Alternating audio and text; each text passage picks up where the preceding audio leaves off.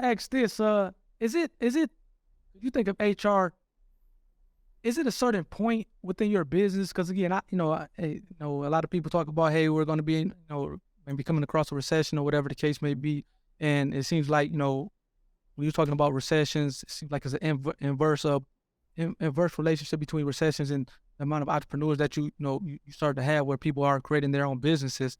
So I think this is definitely relevant. What I'm about to ask is it a time in your business where you should wait until you focus on HR, or should that be something that you're thinking about and that you're planning for at the very beginning, at the very inception of your business? Because a lot of times, or at least I used to think that, hey, when my business is making X amount of money, or when I have X amount of employees, then I'll start to kind of take HR more serious or try to figure things out from an HR perspective. But is that the right way to look at this thing, or should I be looking at it at the very beginning to kind of really kind of maximize what I'm doing from a business standpoint?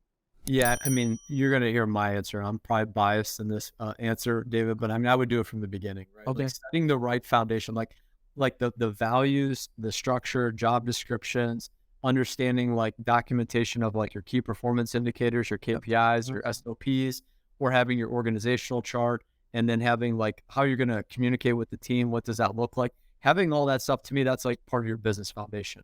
If you don't have that at the start, I think your house crumbles, or your apartment building, or your self storage, facility. It's going to crumble. So really like dialing that in, because if you know what your values are and what you stand for as an organization, what your why is, when you start going to hire your first team member, you're going to be able to talk about that, and people are going to be attracted to that, right? That makes sense. Don't have that information up front, it's hard to attract the right people, right? And so this is why, like, I think people struggle with recruiting top talent, is because they're probably like me a little bit. They keep things close to the vest.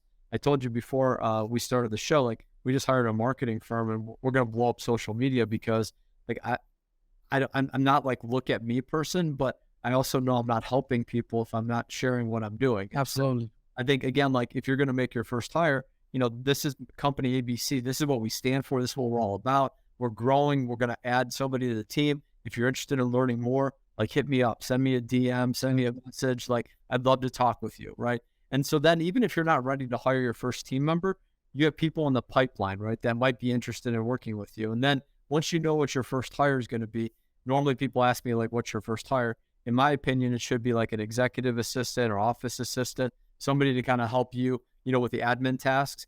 Because again, like you, David, as the business owner, I don't want you focusing on $10 items, right? Right. You Yep. could hire, even if it's a virtual professional or virtual assistant, like Jeff Henry, one of the guys that's in my mastermind group, he's got a great company called Investor VAs, and Jeff's down in Tampa.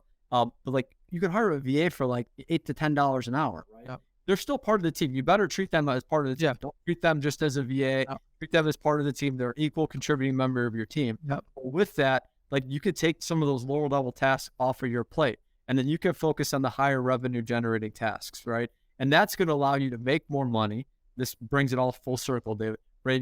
Allows you to make more money, and then you can invest in yourself and go into masterminds. You can invest in like real estate deals. You could be a passive investor. If you got $100,000 you want to put into a syndication, and then you're getting 8% preferred return on your investment, but you don't have to do anything. Your money's working for you. Yep. So there's ways to do it. So like this is where I get real excited about like Yeah, I helping can tell. business owners, like build their business, because like this is like my wife and I, we're going to invest in our first real estate deal because of the ability that we've been able to do with saving money. Right. Yeah, and if you work a W-2 job and you got, 401k, you can use those funds. Like we worked with Amanda Holbrook at Specialized Trust Company. Yep. I have a specialized trust account as Yep. well. Amanda. Yep. I'm familiar with her. Yeah, so we just rolled over a couple of my 401ks that I had from my W-2 jobs when I was working in the corporate world, and we're gonna now deploy some of those resources to help like start get some passive That's yep. investment, right? So that's how you bring it full circle, right? No, and that's important. And